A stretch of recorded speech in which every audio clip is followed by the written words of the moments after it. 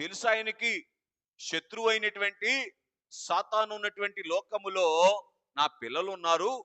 కాబట్టి వీళ్ళు ఈ వాక్యముతో, వాక్యం అనేటువంటి ఖడ్గాన్ని వాడి మీద దూసి ఏమండి వాడికి రక్తము కారేటట్లుగా చేసి ఏమండి నా ప్రక్కకు వచ్చి కూర్చుంటారు అనేటువంటి ఉద్దేశముతో ఈ వాక్యం ఇచ్చారు.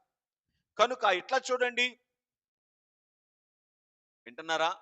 ఇట్లా చూడండి స్నేహితులరా, ఈ వాక్యాన్ని ప్రక్కన పెట్టి బాగా వినండి. లోకానుసారమైనటువంటి అపవాది కలిగించేటువంటి మనస్సు మనము తెచ్చుకుంటే పూర్తి చేయండి. ఆయన గుండె పగులుద్దా? ఆయన గుండె సంతోషిస్తుందా? చెప్పండి ఒకసారి. ఏమండి? ఆలోచన చేస్తున్నారా ఎవరైనా?